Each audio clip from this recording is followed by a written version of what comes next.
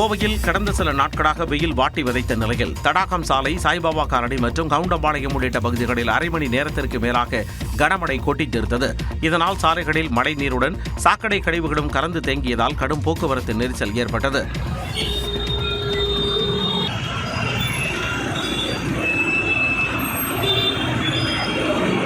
இந்நிலையில் இன்று முதல் வரும் 5ஆம் தேதி வரை மேற்கு தொடர்ச்சி மலை மாவட்டங்களில் ஓரிரு இடங்களில் லேசான மழை பெய்யும் என்றும் ஏனைய பகுதிகளில் வறண்ட வானிலையே நிலவும் என்றும் சென்னை வானிலை ஆய்வு மையம் கணித்துள்ளது. தமிழ்நாடு, புதுச்சேரி மற்றும் காரைக்கால் பகுதிகளில் மார்ச் 3ஆம் தேதி வரை அதிகபட்ச வெப்பநிலையில் மாற்றம் இருக்காது என்றும் சென்னையில் 2 நாட்களுக்கு வானம் ஓரளவு மேகமூட்டத்துடன் காணப்படும் எனவும் வானிலை ஆய்வு மையம் கூறியுள்ளது.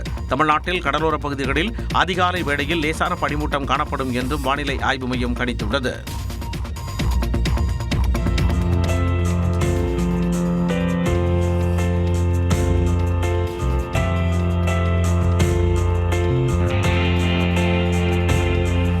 மூளைச்சாவு அடைந்த இளைஞரின் உடல் உறுப்புகள் சென்னை மெட்ரோ ரயில் மூலம் மருத்துவமனைக்கு கொண்டு செல்லப்பட்டன.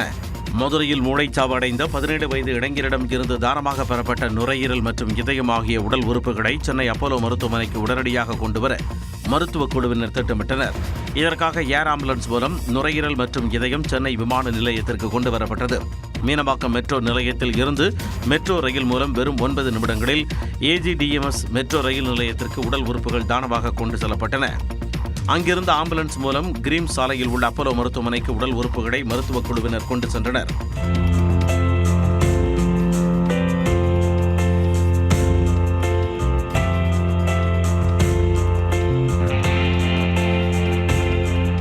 மீனம்பாக்கம் மெட்ரோ நிலையத்தில் இருந்து 7 நிலையங்கள் தாண்டி உள்ள AGDMS நிலையத்திற்கு எந்த ரயில் நிலையங்களிலும் நிற்காமல் வெறும் 9 நிமிடங்களில் உடல் உறுப்புகளை மருத்துவக் குழுவினர் மற்றும் மெட்ரோ நிர்வாகத்தினர் கொண்டு சென்றனர்.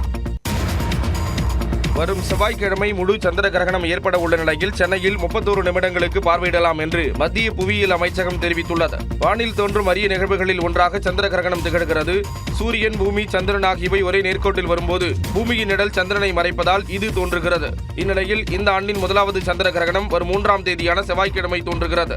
இதனை ஆசியா, ஆஸ்திரேலியா, பசிபிக் பெருங்கடல், அமெரிக்கா உள்ளிட்ட பகுதிகளில் காண முடியும் என்று மத்திய புவியியல் அமைச்சகம் தெரிவித்துள்ளது. சந்திர கிரகணத்தின் இறுதிக் கட்டத்தில் இந்தியாவின் பெரும்பாலான பகுதிகளில் காண முடியும். அதாவது இந்திய நேரப்படி மதியம் 3:20 மணிக்கு தொடங்கும் சந்திர கிரகணம் மாலை 6:48 மணியுடன் நிறைவடைகிறது. இதில் முழு சந்திர கிரகணமாக மாலை 4:34 மணி முதல் 5:33 மணி வரை தோன்றும். இதனால் வடகிழக்கு மாநிலங்களில் சுமார் 1.5 மணி நேரம் வரை சந்திர கிரகணம் தென்படும். சென்னையை பொறுத்தவரை மாலை 6:17 மணிக்கு சந்திரன் உதயமாகும் நிலையில் அது முதல் 31 நிமிடங்களுக்கு சந்திர கிரகணம் தெரியும் என்று அறிவிக்கப்பட்டுள்ளது. இதனைத் தொடர்ந்து இந்தியாவில் வரும் 2028ஆம் ஆண்டு ஜூலை 6ஆம் தேதி அடுத்த சந்திர கிரகணம் தென்பட உள்ளது குறிப்பிடத்தக்கது.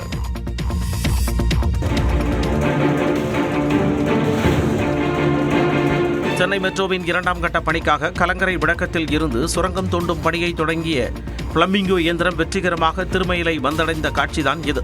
சென்னை மெட்ரோ ரயில் நிறுவனம் 2ஆம் கட்டத்தில் சுமார் 118 கிலோமீட்டர் தூரத்திற்கு 3 வழித்தடங்களில் 128 மெட்ரோ ரயில் நிலையங்களை கட்டி முடிக்க திட்டமிட்டுள்ளது.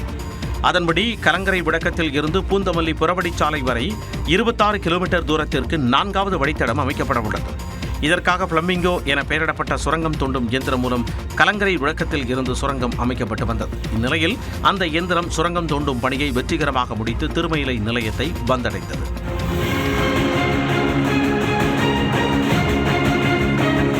முன்னதாக கழுகு என பெயரிடப்பட்ட இயந்திரம் கடந்த 2ஆம் தேதி சுரங்கம் தோண்டும் பணியை நிறைவு செய்தது குறிப்பிடத்தக்கது. நடிகரும் தாவேகா தலைவருமான விஜய் நடிகை ஒருவருடன் திருமணத்தை மீறிய உறவில் உள்ளதாக குற்றஞ்சாட்டி விவாகரத்து கோரியுள்ளார் மனைவி சங்கீதா. இதுகுறித்து செங்கல்பட்டு குடும்பவியல் நீதிமன்றத்தில் தாக்கல் செய்துள்ள மனுவில் நடிகை ஒருவருடன் விஜய் திருமணத்தை மீறிய உறவில் இருந்தது 2021ஆம் ஆண்டு தெரியவந்ததாக கூறியுள்ளார். இதனால் தாம் கடும் மன உளைச்சலுக்கும் வேதனைக்கும் உள்ளாக்கியதாக குறிப்பிட்டுள்ள சங்கீதா தாம்பத்திய நம்பிக்கையை உடைத்து விஜய் தனக்கு துரோகம் இழைத்துவிட்டதாகவும் குற்றஞ்சாட்டியுள்ளார். திருமண உறவில் இருந்து விலகி பொதுவெளியிலும் விஜய் தன்னை ஒதுக்கி வைத்ததாக சங்கீதா குற்றஞ்சாட்டியுள்ளார். ஒரே வீட்டிற்குள் தனித்தனியாக தாங்கள் வாழ்ந்து வந்த நிலையில் விஜய் தொடர்ந்து அந்த நடிகையுடன் வெளிநாடுகளுக்கு சென்றதாகவும் அவருடன் பொது நிகழ்வுகளில் கலந்து கொண்டதாகவும் குறிப்பிட்டுள்ளார். வெளியூர் பயணங்களில் புகைப்படங்களை நடிகை தனது சமூக ஊடகங்களில் தொடர்ந்து வெளியிட்டதாகவும் விஜய் அந்த பதிவுகளுக்கு எந்த எதிர்ப்பும் தெரிவிக்காமல் மறைமுகமாக ஆதரித்ததாகவும் சங்கீதா குற்றம் சாட்டியுள்ளார். தேவையற்ற பொது வெளிச்சத்தை தவிர்க்கவும், அனைத்து தரப்பினரின் நற்பெயரை பாதுகாக்கவும் அந்த நடிகையின் பெயரை வெளியிடுவதை தவிர்ப்பதாகவும் கூறிய சங்கீதா, விஜய் தரப்பில் வழக்கில் தனக்கு அழுத்தம் தந்தால் நடிகையை வழக்கில் 2வது எதிர்மனுதாரராக சேர்ப்பேன் என்றும் குறிப்பிட்டுள்ளார். தமிழ்நாட்டின் அரசியல் களத்தை பரபரப்பாக்கிய செய்திகளை டாப் 5 அரசியல் செய்திகள் பகுதியில் பார்க்கலாம். நீண்ட இழுபறிக்கு பின்னர் திமுக காங்கிரஸ் இடையே தொகுதி பங்கீடு பேச்சுவார்த்தை இன்று தொடங்குகிறது. சட்டமன்ற தேர்தல் நெருங்கும் சூழலில் கூட்டணி கட்சிகளுடன் தொகுதி பங்கீடு பேச்சுவார்த்தையில் திமுக தீவிரமாக ஈடுபட்டுள்ளது. இதில் திமுகவுடன் தொகுதி பங்கீடு பேச்சுவார்த்தை நடத்த குழு அமைத்து ஏறத்தாழ 1 மாதமாக காங்கிரஸ் கட்சி காத்திருக்கிறது. இருப்பினும் காங்கிரஸ் கட்சியுடனான தொகுதி பங்கீடு பேச்சுவார்த்தை குறித்து திமுக மௌனம் சாதித்து வந்தது. இந்நிலையில் சென்னை விமான நிலையத்தில் செய்தியாளர்களை சந்தித்த தமிழ்நாடு காங்கிரஸ் மேலிட பொறுப்பாளர் கிறிஸ் ஷோடங்கர் திமுக தலைவர்களுடன் இன்று கூட்டணி பேச உள்ளதாக கூறினார்.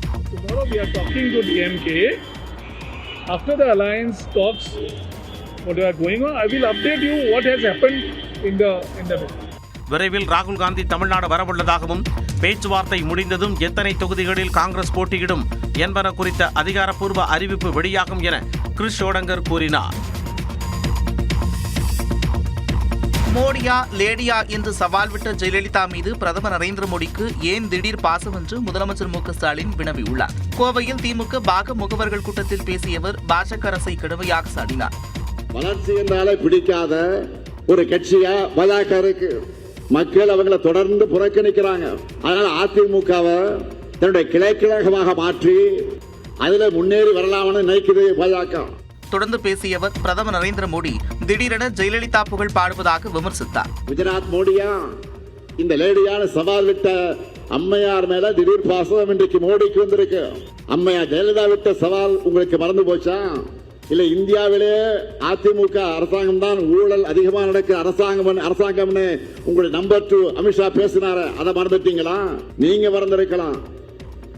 ஆனா இது எதையுமே தமிழ்நாட்டு மக்கள் மறக்கல. தமிழ்நாட்டிற்கான நிதிகளை வழங்காமல் மத்திய பாஜக அரசு செயற்கையான நிதி நெருக்கடி கொடுப்பதாகவும் முதலமைச்சர் மு க ஸ்டாலின் குற்றம் சாட்டினார். தமிழ்நாடு மற்றும் புதுச்சேரிக்கு 2 நாள் பயணமாக இன்று இரவு வரும் பிரதமர் நரேந்திர மோடி மதுரையில் நாளை நடைபெறும் பொதுக்கூட்டத்தில் கலந்து கொள்கிறார். இன்று இரவு 9 மணி அளவில் சென்னைக்கு வரும் பிரதமர் இரவில் ஆளுநர் மாளிகையில் தங்குகிறார். நாளை காலை சென்னையில் இருந்து ஹெலிகாப்டர் மூலம் புதுச்சேரி செல்லும் பிரதமர் நரேந்திர மோடி 2700 கோடி ரூபாய் மதிப்பிலான பல்வேறு திட்டங்களை தொடங்கி வைக்கிறார். இதனைத் தொடர்ந்து ஹெலிகாப்டர் மூலம் தஞ்சாவூருக்கு சென்று அங்கிருந்து இந்திய விமானப்படை விமானம் மூலம் மதுரைக்கு செல்கிறார். மதுரையில் நடைபெறும் அரசு நிகழ்ச்சியில் 4400 கோடி ரூபாய் மதிப்பிலான உட்கட்டமைப்பு திட்டங்களை தொடங்கி வைப்பதுடன் புதிய திட்டங்களுக்கு அடிக்கல் நாட்ட உள்ளார். இதில் மேம்படுத்தப்பட்ட மொரப்பூர், பொம்மிடி, ஸ்ரீவில்லிபுத்தூர், சோழவந்தான், மணப்பாறை, பொள்ளாச்சி, காரைக்குடி, திருவாரூர் ரயில் நிலையங்களை திறந்து வைக்கிறார். மேலும் சென்னை கடற்கரை எழும்பூர் 4வது ரயில் பாதை திட்டத்தை நாட்டுக்கு அர்ப்பணிக்கிறார். இதன் பின்னர் திருப்பரங்குன்றம் சுப்பிரமணிய சுவாமி கோயிலுக்கு சென்று பிரதமர் வழிபாடு நடத்த உள்ளார். இதையடுத்து மண்டேலா நகரில் மாலை 4:30 மணியளவில் நடைபெறும் தேசிய ஜனநாயக கூட்டணி பொதுக்கூட்டத்தில் பங்கேற்று உரையாற்றுகிறார். இதில் எடப்பாடி பழனிசாமி, டிடிவி தினகரன் உள்ளிட்ட கூட்டணி கட்சி தலைவர்கள் பலரும் கலந்து கொள்ள உள்ளனர். சென்னை அண்ணா அறிவாலயத்தில் முதலமைச்சர் மு க ஸ்டாலினை சந்தித்த முன்னாள் முதலமைச்சர் ஓ பன்னீர்செல்வம் திமுகவில் தன்னை இணைத்துக் கொண்டார். சட்டப்பேரவைத் தேர்தல் நெருங்கும் சூழலில் தனது அரசியல் நிலைப்பாட்டை அறிவிக்காமல் ஓ பன்னீர்செல்வம் மௌனம் காத்து வந்தார். பட்ஜெட் கூட்டத்தொடரின் கடைசி நாளன்று சட்டப்பேரவையில் முதலமைச்சர் ஸ்டாலினை சந்தித்து பேசிய அவர் திமுகவை மீண்டும் ஆட்சி அமைக்க வாய்ப்பு இருப்பதாக கூறினார். இந்நிலையில் சென்னை அண்ணா அறிவாலயம் சென்ற ஓ பன்னீர்செல்வம் முதலமைச்சரும் திமுக தலைவருமான மு க ஸ்டாலின் முன்னிலையில் திமுகவில் இணைந்தார்.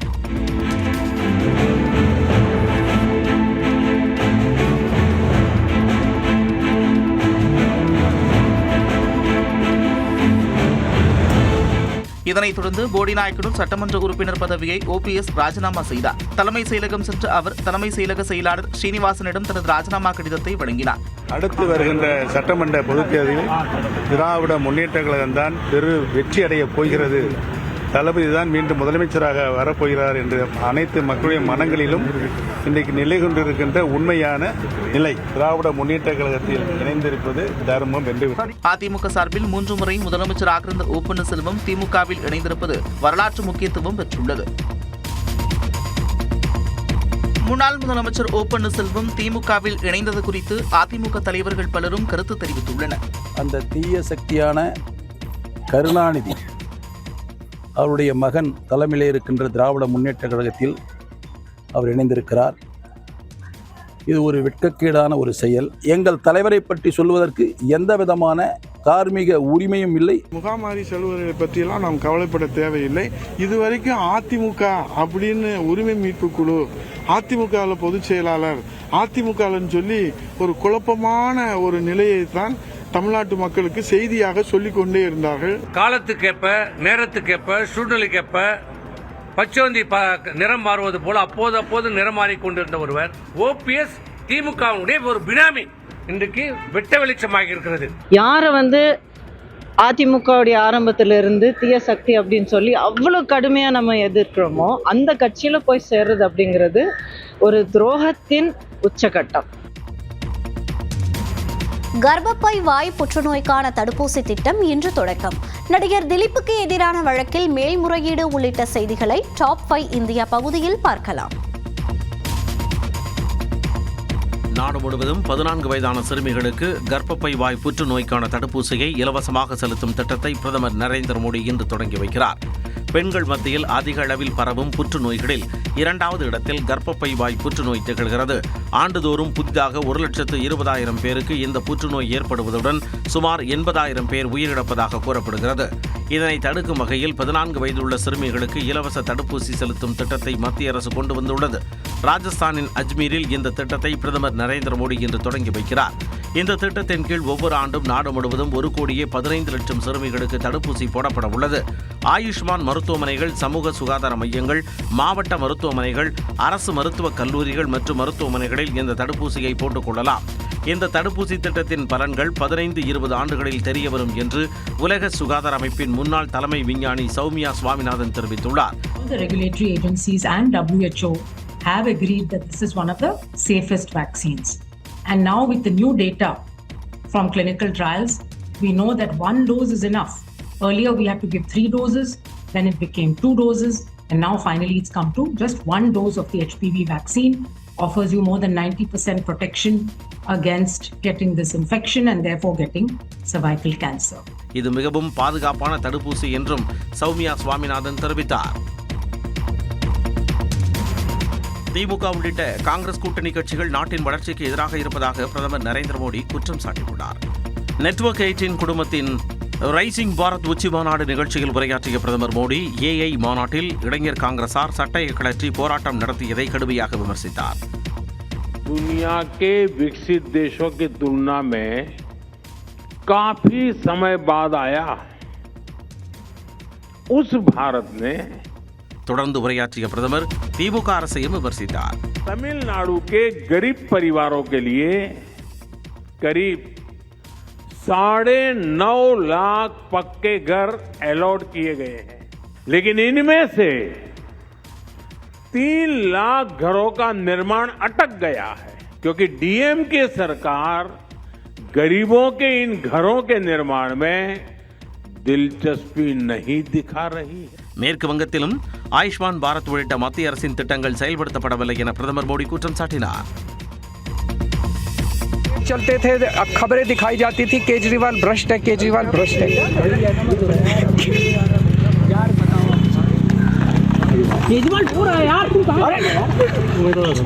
டெல்லி மதுபான கொள்கை ஊழல் வழக்கில் விடுவிக்கப்பட்டது தொடர்பாக பேட்டியளித்த டெல்லி முன்னாள் முதலமைச்சர் அரவிந்த் கெஜ்ரிவால் கண்ணீர் விட்டு கதறி எடுத்த காட்சிகளை இவை. நீதிமன்ற தீர்ப்புக்கு பிறகு செய்தியாளர்களை சந்தித்த அரவிந்த் கெஜ்ரிவால் தங்களது நேர்மை இந்த தீர்ப்பால் உறுதி செய்யப்பட்டுள்ளது என்று கண்ணீர் மல்க கூறினார்.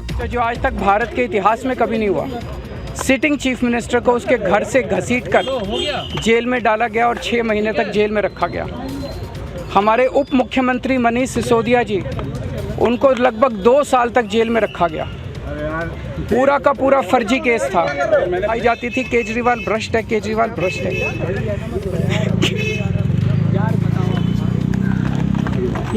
தொடர்ந்து தனது இல்லத்திற்கு சென்ற அரவிந்த் கெஜ்ரிவாலுக்கு அவரது குடும்பத்தினர் உற்சாகமாக வரவேற்பு அளித்தனர். இந்நிலையில் மதுபான கொள்கை முறைகேடு வழக்கில் அரவிந்த் கெஜ்ரிவால் உள்ளிட்டோர் விடுவிக்கப்பட்டதை எதிர்த்து டெல்லி உயர்நீதிமன்றத்தில் சிபிஐ மேல்முறையீடு செய்துள்ளது. இது விரைவில் விசாரணைக்கு வரும் என்று எதிர்பார்க்கப்படுகிறது.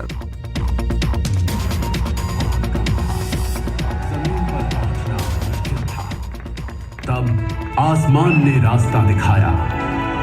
डकोटा एयरक्राफ्ट्स एक के बाद एक उतरे. போர் ஒத்திகையில் இந்திய விமானப்படையின் ட்ரோன்கள் வானை அலங்கரித்த காட்சிகள் தான் இவை. ராஜஸ்தான் மாநிலம் ஜெய்சால்மரில் உள்ள பொக்ரானில் இந்திய விமானப்படையின் வாயு சக்தி என்ற பெயரில் போர் ஒத்திகை நடைபெறுகிறது. இதில் குடியரசுத் தலைவர் திரௌபதி முர்மு, மத்திய பாதுகாப்பு அமைச்சர் ராஜ்நாத் சிங் உள்ளிட்டோர் கலந்து கொண்டு இந்திய விமானப்படையின் மீட்பு பதிலடி தாக்குதல் குறித்த போர் ஒத்திகையை பார்த்தனர். மேலும் இந்திய வரலாற்றில் முதல் முறையாக விமானப்படையின் பிரச்சந்த் ஹெலிகாப்டரில் குடியரசுத் தலைவர் திரௌபதி முர்மு பறந்தார்.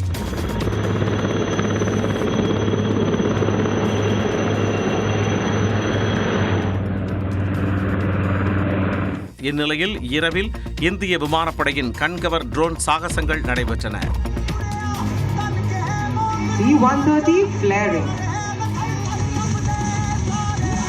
விமானப்படையின் பழங்கால டகோட்டா விமானம் உள்ளிட்டவற்றை ட்ரோன்கள் தத்ரூபமாக செய்து காட்டின. நடிகையை கடத்தி பாலியல் தொல்லை அளித்த வழக்கில் கேரள நடிகர் திலீப் விடுவிக்கப்பட்டதற்கு எதிராக உயர்நீதிமன்றத்தில் கேரள அரசு மேல்முறையீடு செய்துள்ளது. தென்னிந்திய திரையுலகில் முன்னணி நடிகையாக இருந்தவரை 2017ஆம் ஆண்டு கடத்தி பாலியல் தொல்லை கொடுக்கப்பட்ட சம்பவம் நாட்டையே உலுக்கியது. இந்த வழக்கில் கடந்த ஆண்டு டிசம்பர் 8ஆம் தேதி எர்ணாகுளம் நீதிமன்றம் தீர்ப்பளித்தது. இதில் குற்றம் சாட்டப்பட்ட நடிகர் திலீப் உட்பட 3 பேரை விடுவித்த நீதிமன்றம் 6 பேரை குற்றவாளிகள் என தீர்ப்பளித்தது. அவர்களுக்கு 20 ஆண்டுகள் சிறை தண்டனை விதித்து நீதிமன்றம் உத்தரவிட்டது. நீதிமன்றத்தின் தீர்ப்பை பலர் விமர்சித்து வந்த நிலையில் இதனை எதிர்த்து மேல்முறையீடு செய்யப்படும் என்றும் அந்த மாநில சட்டத்துறை அமைச்சர் பி ராஜீவ் கூறியிருந்தார். இந்நிலையில் கேரள உயர்நீதிமன்றத்தில் மேல்முறையீடு செய்யப்பட்டுள்ளது. அதில் விடுவிக்கப்பட்ட திலீப் உட்பட 4 பேருக்கும் தண்டனை வழங்க வேண்டும் என்று கோரிக்கை வைக்கப்பட்டுள்ளது. மேலும் தண்டனை விதிக்கப்பட்ட 6 பேரின் தண்டனையை மேலும் கடுமையாக்க வேண்டும் என்றும் குறிப்பிடப்பட்டுள்ளது. இவர்கள் ஏற்கனவே தங்களின் தண்டனையை எதிர்த்து மேல்முறையீடு செய்துள்ளது குறிப்பிடத்தக்கது.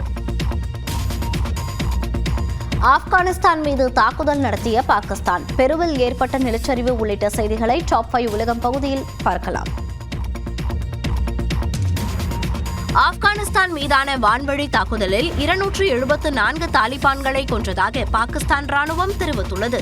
அண்மையில் ஆப்கானிஸ்தானில் வான்வழி தாக்குதல் நடத்திய பாகிஸ்தான் ராணுவம் தெஹ்ரிக்-இ-தாலிபான் பலுச்சிஸ்தான் விடுதலை அமைப்புகளை அழிப்பதாக கூறி அப்பாவி மக்களை கொன்று குவித்ததாக கூறப்படுகிறது. இதற்கு பதிலடி கொடுக்கும் வகையில் பாகிஸ்தானின் 15 ராணுவ நிலைகளை குறிவைத்து தாக்குதல் நடத்திய ஆப்கானிஸ்தான் 55க்கும் மேற்பட்ட ராணுவ வீரர்களை கொன்றதாக தெரிவித்தது. இதனால் இரு நாடுகளுக்கும் இடையே கடும் பதற்றம் நிலவுகிறது. இந்நிலையில் ஆப்கானிஸ்தான் தலைநகர் காபூல், கந்தகார் உள்ளிட்ட நகரங்கள் மீது இரவோடு இரவாக குண்டுமழை பொழிந்த பாகிஸ்தான் ராணுவம் 270க்கும் மேற்பட்ட தாலிபான்களை கொன்று குவித்ததாக தெரிவித்துள்ளது. அதே நேரம் பாகிஸ்தானுடன் போர் தொடங்கிவிட்டதாக கூறி இஸ்லாமாபாத் உள்ளிட்ட நகரங்களில் ஆப்கானிஸ்தான் ட்ரோன் தாக்குதல் நடத்தியது. இருப்பினும் ஆப்கானிஸ்தான் அனுப்பிய ட்ரோன்களை சுட்டு வீழ்த்தியதாக பாகிஸ்தான் தகவல் தொடர்புத்துறை அமைச்சகம் தெரிவித்துள்ளது. மேலும் நாடு முழுவதும் ட்ரோன்கள் பயன்படுத்துவதற்கு அரசு தடை விதித்துள்ளது. பாகிஸ்தானும் ஆப்கானிஸ்தானும் அமைதி பேச்சுவார்த்தையில் ஈடுபட வேண்டும் என துருக்கி, ஐக்கிய அரபு அமீரகம் உள்ளிட்ட நாடுகள் அழைப்பு விடுத்துள்ளன. இதனை ஏற்று அமைதி பேச்சுவார்த்தை நடத்த பாகிஸ்தானுக்கு ஆப்கானிஸ்தான் அழைப்பு விடுத்துள்ளது.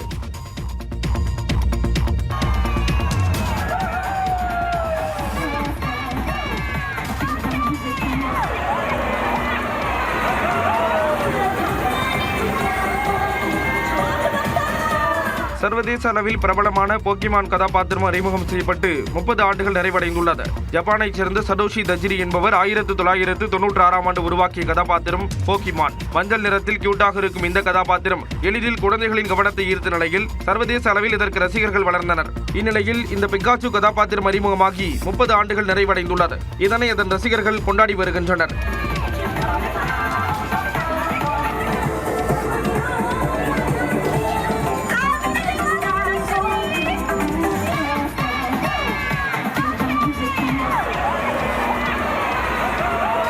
இந்த கதாபாத்திரத்தை மையமாக வைத்து தொலைக்காட்சி நிகழ்ச்சிகள், திரைப்படங்கள், விளையாடும் கார்டுகள், வீடியோ கேம்ஸ் உள்ளிட்டவை உருவாக்கப்பட்டுள்ளன என்பது குறிப்பிடத்தக்கது.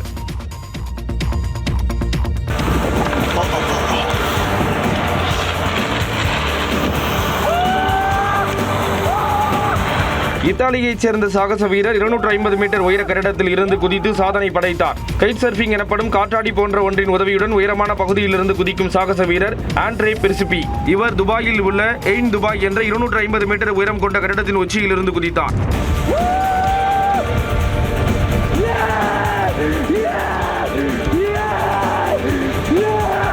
காற்றை கிழித்தபடி அவர் கீழே தொட சுமார் 58 வினாடிகளானது.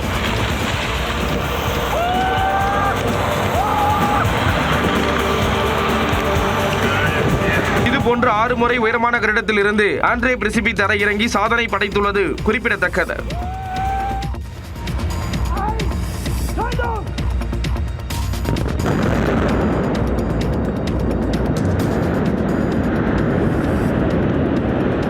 ஜெர்மனியில் நிலக்கரி மின்சக்தி ஆலையின் கூலிங் டவர் தரைமட்டமாக்கப்பட்ட காட்சிகள் தான் இவை.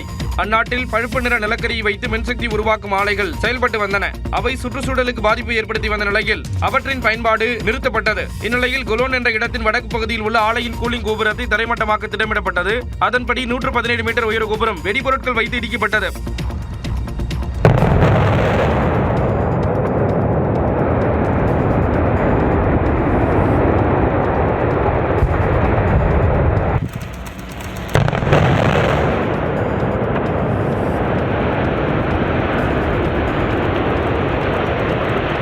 இந்த பகுதியில் பெரிய அளவில் தரவு மையம் அமைக்க ஜெர்மன் அரசு திட்டமிட்டுள்ளதாக தெரிகிறது.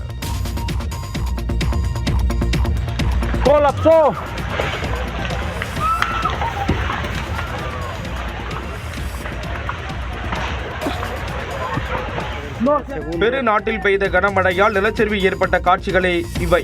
அந்நாட்டின் கஜமார்கா பகுதியில் கனமழை கொட்டி தீர்த்தது. இதனால் விளைநிலங்கள் அனைத்தும் நீரில் மூழ்கின. இந்நிலையில் சோட்டா என்ற மலைப்பகுதியில் நிலச்சரிவு ஏற்பட்டது.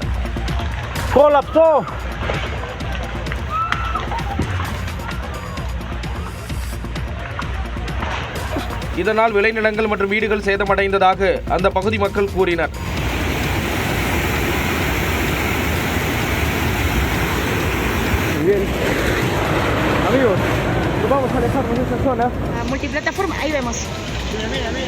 நிலச்சரிவு ஏற்பட்ட பகுதியிலிருந்து பொதுமக்கள் வெளியேற்றப்பட்டனர். இதில் உயிர் சேதம் ஏற்படவில்லை என தெரிவிக்கப்பட்டுள்ளது.